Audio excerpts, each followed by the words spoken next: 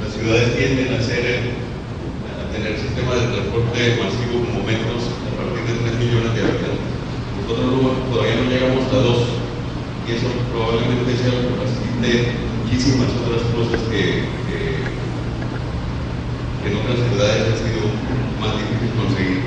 Sin embargo, quiero presentar un poco el tema de los desafíos en el que nos encontramos con la ciudad de Panamá en un momento como este, porque hay una serie de características sui generis que son las que determinan las posibilidades de que un sistema como este ande y que una ciudad como esa progrese. Nosotros estamos, como ustedes saben, en medio de las dos masas continentales de Norte y Sudamérica, una especie de lengüeta ahí de tierra, que es el puente, esa característica de la posición geográfica, la comunicación entre Norte y Sudamérica y la comunicación entre los dos océanos, que ha determinado muchísimo el carácter de esta ciudad.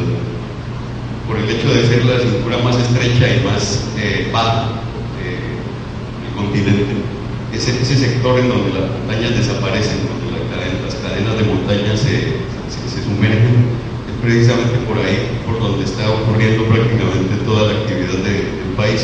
Entonces es un país bastante desequilibrado desde el punto de vista espacial, a pesar de que, digamos, político-administrativamente tengamos una división en provincias que son más o menos equivalentes.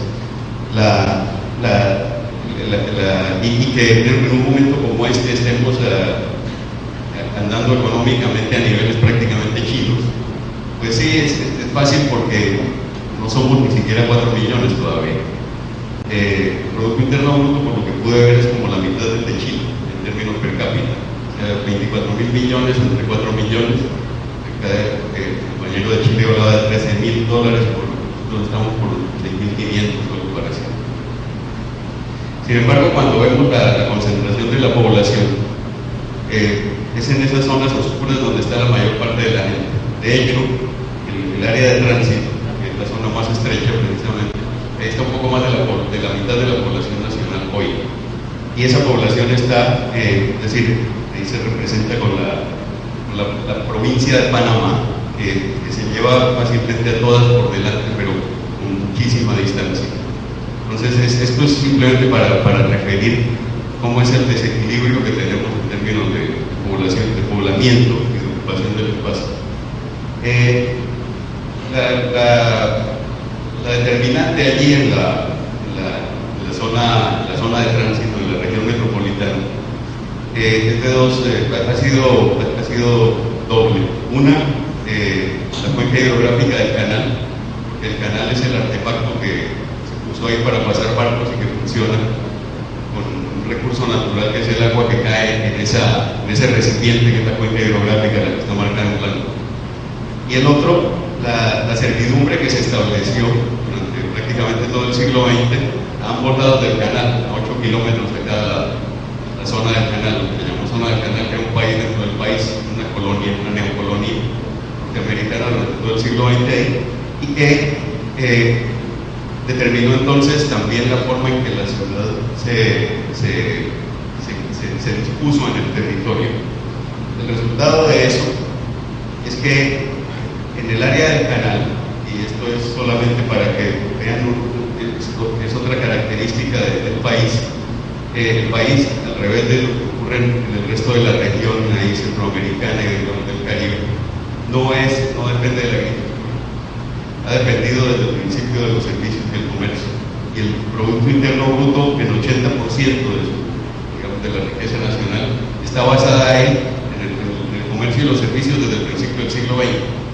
La agricultura pesa ahí 6% y la industria 12%, algo así. O sea, es ínfimo el aporte de esto, que es una ciudad completamente dispersa, que va de un océano al otro, barrios en el Atlántico y barrios en el Pacífico, que tiene más o menos 80 kilómetros de largo por 80 kilómetros transversales, porque eso no tiene ancho. Ustedes ven, es una cosa completamente longitudinal. Y que ahí esa es otra de las limitaciones serias. Se dispuso simplemente sobre 3 ejes viales desde el inicio. Panamá se separó de Colombia en 1903, de manera que en el momento del cincuentenario, 1953, ahí había más o menos la 10ª parte de la población que tiene hoy. Es una ciudad más o menos compacta, pero con 3 ejes viales, uno al norte, uno al este y otro al oeste. 60 años después, a esos ejes viales se le colgó todo lo demás. La expansión 10 veces, la multiplicación por 10 de la población inicial. Entonces ahí tenemos un problema bastante serio, que fue el que Ana presentó antes, de que todos los empleos están concentrados en la parte roja y toda la expansión periférica necesita ese movimiento pendular cotidiano hacia el centro, que sobre 3 ejes viales ustedes podrán imaginar las dificultades que significan esa movilidad de todos los días y esa salida de ahí. Este es uno de los problemas principales que tenemos, que explican por qué las jornadas de traslado, es decir, el tiempo de traslado de un lugar a otro, tenga promedios arriba de 1 hora. Para una ciudad que no tiene ni 2 millones de habitantes, eso es realmente ridículo. Y si nosotros vemos es decir, esto es simplemente para mostrar cómo la estadística señala esa expansión periférica. El casco central, que es la parte más oscura de ahí, está prácticamente construida por completo. Concentra la mayor parte de las inversiones inmobiliarias, pero cada vez tiene menos población residente. Entonces, a pesar de que, digamos, de ahí está desde 1970 hasta 2010, la población llegó a estar un poquito más arriba de 300.000 personas, y cada vez es menor. Mientras tanto, las periferias, este, oeste y norte, aumentan su población con ritmos algunas veces mucho más rápidos, como está ocurriendo en el oeste. Eso nos deja entonces un asentamiento humano en el área metropolitana de Panamá, que tiene estos 76, ya llega a los 80 kilómetros, que concentra todo ahí, que significa ese movimiento de todos los días. Si nosotros lo comparamos con Lima, una medida ahí con el área ocupada con Google Earth, en realidad faltan pero hasta Lurín, eso tiene 65 kilómetros. Sin embargo, esta es una ciudad que, por lo que me dijeron, tiene 8 millones de personas en más o menos 78.000 hectáreas. Eso sí se puede medir. Es decir, es una densidad que está un poquito arriba de 100 personas por hectárea en términos generales. Mientras que Panamá, quizás la misma escala, mide la mitad, pero tiene la 4ª parte de la población, digamos, un poco menos de la 4ª parte. Es decir, nosotros tenemos una ciudad sumamente desperdigada, con menos de 50 personas por hectárea, que hace sumamente costoso mantenerla y servirla. Y no es que siempre fuimos así. Al principio teníamos nuestro casco viejo, original, español, más denso, más compacto, de esa traza ortogonal española, que más o menos se extendió en forma inmediata, manteniendo cierta coherencia de comunicación, de conexión vial. Una expansión que se dio durante los años 20 y que fue concentrando en el área central precisamente la mayor densidad en términos de ocupación y de construcción. Por supuesto, la restricción que había por efecto de la presencia de la antigua zona del canal hacía que el espacio que quedaba fuera más escaso. Por ser más escaso era más caro, se valorizaba muchísimo. De manera que esta es una expresión de esa valorización en términos inmobiliarios, como ese espacio estrecho, reducido, se ha ido llenando de edificios a límites que ya son delirantes en algunos lugares, y donde la construcción que permite una norma sumamente laxa y una captura de valorización en esas tierras ha hecho que todo se concentre ahí, y el reverso de esa medalla es una periferia completamente horizontal y desperdigada de viviendas unifamiliares aisladas.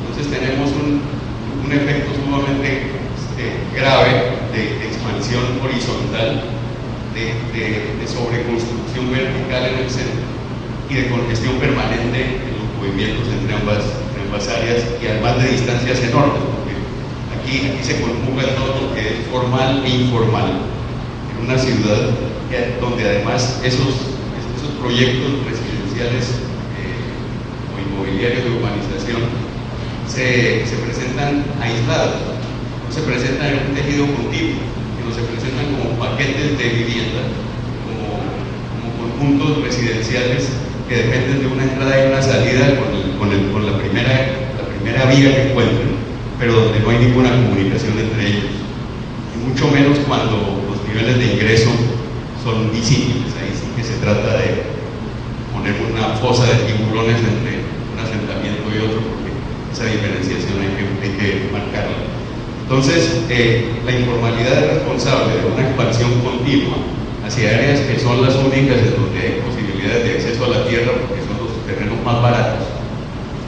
Y la valorización de la tierra en el centro sigue levantando los valores generales, como un mástil de una carpa de circo que eleva continuamente los precios del suelo en el centro, y que tiene un efecto de valorización hacia afuera que sigue desplazando gente o desplazando los nuevos asentamientos a zonas cada vez más distantes, como estas que se ven acá, que están en las periferias este, oeste y norte.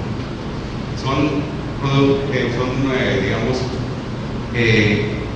proyectos de urbanización popular hechos por la propia gente y tolerados por la autoridad que es el Ministerio de Vivienda, en lo que se va constituyendo una especie de política de vivienda popular muy explícita, donde se dejan estar y donde no. Entonces, eso es lo que da cuenta de esas alzas o esas columnas donde se ve la concentración de la población en esas tres periferias mayormente.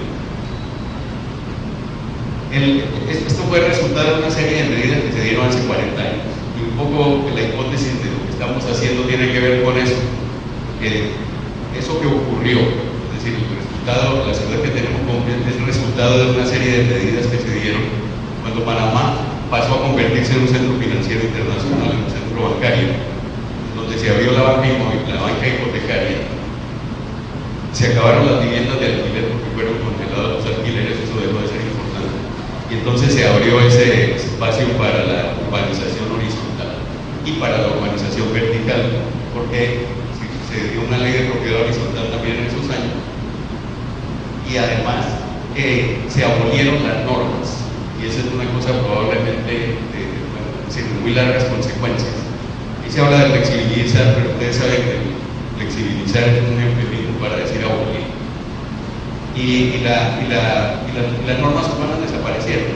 Entonces, aquello que desapareció también con eso fue la vivienda de cuartos, inquilinatos o conventillos, que eran cuartos de alquiler, de los que todavía quedan algunos vestigios, pero que, claro, era vivienda central y más compacta, si quieren, muy precaria, ciertamente. En favor, entonces, y todo lo que era esa densidad intermedia que se daba en el centro, edificios de 3 o 4 pisos, apartamentos pequeños, y se lanzaron proyectos de vivienda masiva con el gobierno militar a partir del 69. El pueblo quiere casa, la revolución responde, y empezaron a hacer proyectos de vivienda en nuevas fronteras de urbanización que fueron después rellenadas por la autoconstrucción, y hoy día lucen así. Pero el modelo estaba definido, era la vivienda unifamiliar aislada en terrenos de cierta dimensión. Entonces, el resultado de eso, como les digo, es esta proliferación de viviendas de urbanización horizontal que se van cada vez más lejos y que en realidad no tienen más que la casa y la calle. Entonces, aquí hay un componente que entra también dentro de toda esta ecuación, que es que toda esta urbanización solamente funciona con el automóvil particular, porque ahí no hay nada. Esto es un parking de casas donde los accesos son en automóvil, no hay manera de llegar de otra forma, porque no hay tampoco manera de meter rutas de transporte colectivo con cierta racionalidad en áreas que están completamente desconectadas unas de otras. y donde lo único que queda es eso. Y por supuesto el automóvil es entonces el vínculo con el resto de la ciudad y con las posibilidades de servicios y de consumo. Ese mosaico fracturado es el que hace entonces tan difícil que la ciudad pueda funcionar, tanto en lo formal como en lo informal. Las barriadas informales se van convirtiendo en eso. Barriadas que hace 25 años eran simplemente casitas que empiezan a equiparse y van teniendo sus calles, sus accesos. Y lo que está formalmente trazado se queda así también sin conexión. Ustedes ven, estos son como espinas de pescado, donde una barriada se comunica con la otra, donde para entrar a una hay que salir a la calle y volver a entrar y volver a salir y volver a entrar. Y recoger las basuras ahí, llevar a los pelados a la escuela, incluso distribuir la leche. Entonces, ahí no puede hablar de transporte colectivo, no hay una ruta. Es costosísimo servir una cosa como esta. Y hemos llegado a las normas, incluso hasta el presidente de las aceras, porque para qué barriadas que dependen del automóvil. O sea, hasta eso, de ahí ¿quién va a caminar? Sí. Como decía Ana, ¿para qué vamos a poner iluminación si no hay peatones? ¿Para qué vamos a poner aceras si no hay peatones? El garaje y la calle. Entonces el carro pasa a ser una posesión sumamente importante que hay que hablar. Y el carro se mete en todas partes. Eso va excluyendo a los peatones de sus áreas de comunicación, y el espacio público, como se ve ahí donde hay una pequeña acera, pues ese carro no cabe, entonces han hecho la jaula de manera que la cola del carro quede sobre la acera porque hay que enjaularlo. Y el espacio público se degrada terriblemente. O sea, ahí es donde entramos en una situación, en una espiral, digamos, descendente de círculo vicioso, donde lo que manda es el automóvil, y cualquier cosa que haga más fácil la vida en el automóvil entonces es bienvenida, porque esto es cotidiano. Una de las cosas que me extraña, todas las ciudades del mundo ya viven esta situación, es que aquí encima no haya una denominación para eso que nosotros llamamos tranque. Entiendo que en Chile llaman taco y que en Bogotá llaman trancón. Aquí no le tienen nombre, me parece increíble. Eso es como no tenerle nombre al sexo, al dinero, un nombre popular, quiero decir. Estas son cosas que ya son cotidianas, que ya tenemos que aprender a manejar. Y lo que se ha hecho, como decía Ana, en Panamá, es con Dios y con el diablo. Es decir, en trabajar a la vez que se está pensando en el tema del transporte colectivo, ver cómo se resuelven los problemas de la congestión automovilística, que son enormes. Entonces, buscar alternativas como esto, que es una caricatura en un programa de televisión, donde por supuesto esas son las preocupaciones que hay para la gente que tiene carro. ¿Okay? Este sigue siendo, pero esa es la gente que tiene el poder, esa es la gente que tiene voz.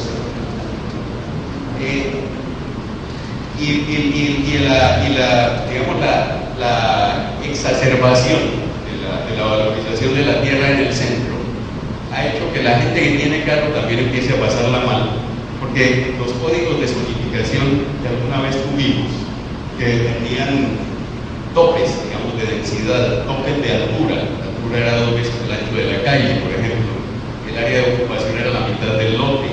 El área de construcción, el coeficiente de constructibilidad, o como lo llaman ustedes, o floor area ratio, que lo llaman en inglés, que teníamos nosotros, que era de 2.5. Todo eso se abolió cuando se abrió el espacio para la urbanización masiva. Entonces, subió la densidad, la altura dejó de ser según el ancho de la calle y se convirtió en según la densidad. El área de ocupación pasó a ser 100% del lote, y el índice de constructibilidad se abolió. Ahora uno puede construir 1 millón de metros cuadrados si le da la gana en un terreno de 1000. El resultado es que las áreas del centro de la ciudad, que alguna vez tenían una escala, les señalo ese edificio particular que tiene ese diseño en el banco de Bilbao y Vizcaya ahora, para que vean cómo cambió eso en menos de 25 años, y que ahora fue necesario hacer esto para poder acumular el flujo de tránsito. Ahí empezamos a cambiar las cosas un poco. porque la necesidad de acomodar más automóviles en circulación en zonas como esas pudo ser negociada con las autoridades para que crearan también espacio público, espacio verde, a pesar de que sean, como ustedes ven, son separadores un poco más anchos, son realmente parques. Pero esto ha pasado a ser bien importante en términos de la recuperación de espacio, no solamente para el automóvil, sino también para la gente. Mientras tanto, el delirio por la tierra continúa, y ya como las penínsulas estaban llenas, entonces se creó una de 30 hectáreas para meter más edificios. Y como esa tierra también se acabó, entonces se están rellenando unas islas para poder seguir con el juego, porque esto es sumamente buen negocio. La tierra ahí en esas islas vale $4,000 el metro, y con esos precios en realidad se vuelve a subir. Como les decía, el mástil de la carpa sigue subiendo, sigue distribuyendo precios de expectativa cada vez más altos, que siguen forzando a la gente a ir cada vez más lejos entonces de su vivienda particular que tienen que autoconstruirse. Esa situación es la que estamos confrontando ahora. Se vino abajo con el asunto de la burbuja inmobiliaria, pero no se vino abajo del todo. Ustedes ven lo que las inversiones en Panamá en 2008 bajaron, pero esas son las residenciales, es decir, ahora todo eso se ha ido compensando con lo verde que es no residencial. Entonces ha habido ahí un equilibrio en términos de inversión en el espacio, y ahí volvemos a tener una oportunidad que pasar por encima de esto. Porque estos son simplemente precios promedio de vivienda producida en el centro y en la periferia. En el centro, el precio promedio de vivienda, el precio de costo, $114,000 por unidad. En la periferia es 20,000. Así que ustedes pueden imaginarse también la discrepancia que hay en términos de inversión y de producto.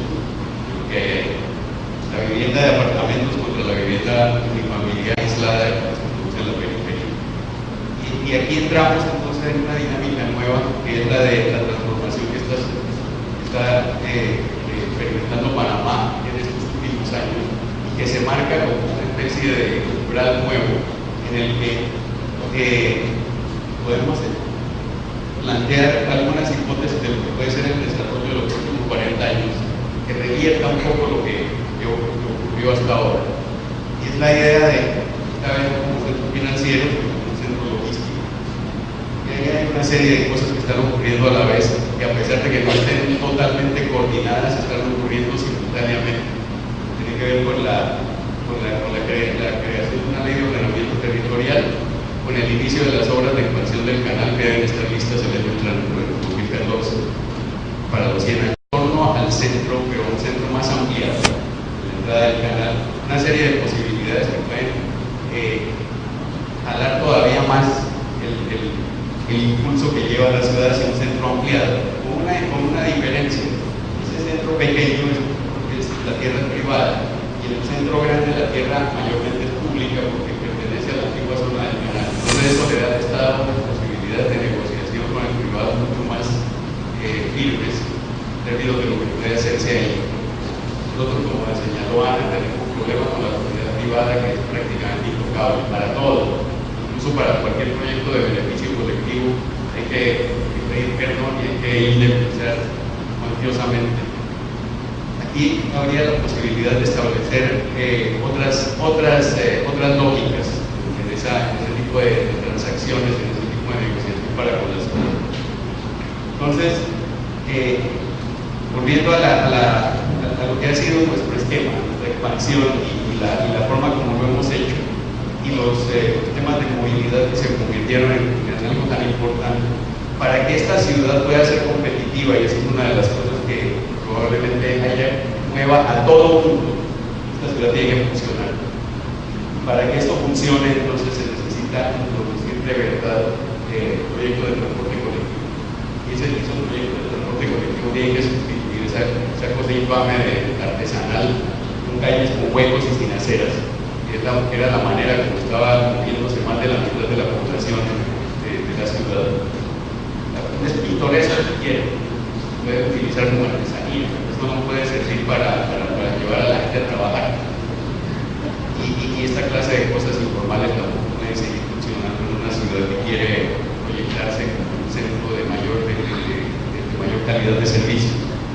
están siendo sustituidas estas unidades por esas otras, en donde, digamos, la unidad está sustituida, pero la ciudad sigue siendo muy precaria, como ustedes ven. No hay aceras, no hay paradas, son paradas provisionales, las calles están bastante maltrechas, pero ya ese tipo de unidad y ese tipo de transición empieza a forzar a tomar decisiones sobre otros aspectos de la ciudad. El metro ya lo explicó Ana perfectamente bien, y nosotros nos basamos entonces en un marco legal de la ley de ordenamiento, donde se rescatan principios constitucionales que están en todos los códigos de América Latina, la función social de la propiedad, por ejemplo, la prevalencia del interés particular, el interés general sobre el interés particular.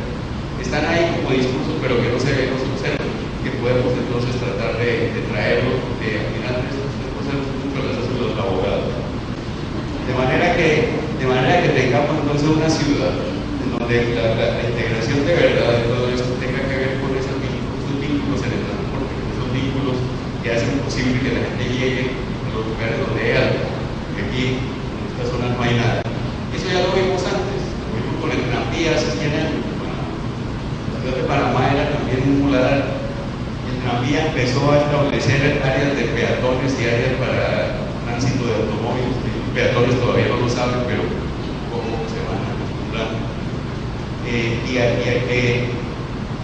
un sistema de transporte colectivo realmente un sistema civilizador, un sistema que permite que la gente aprenda, que rescate el espacio público. Esta es una de las ideas para las estaciones del distrito popular, donde el espacio público, como dice Yanovana, va a ser sumamente importante en el funcionamiento de todo el sistema.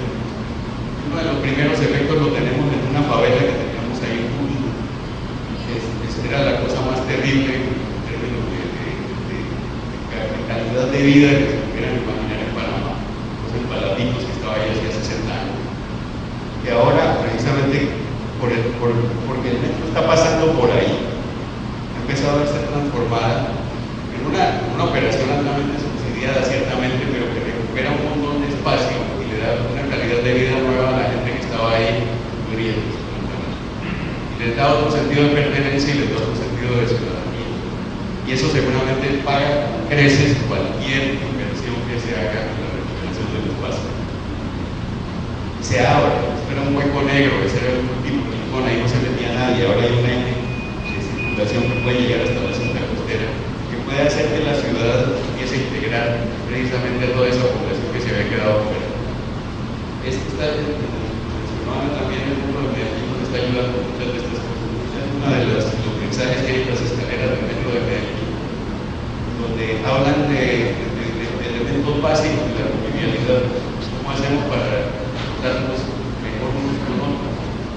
Y es que el espacio público y el transporte colectivo como un portador de eso realmente educa, realmente hace ciudadanía. La interacción entre la gente es la que permite que aprendamos a reconocer al otro y a tener, al final de cuentas, uno de los ingredientes básicos de la calidad de vida, que en la humanidad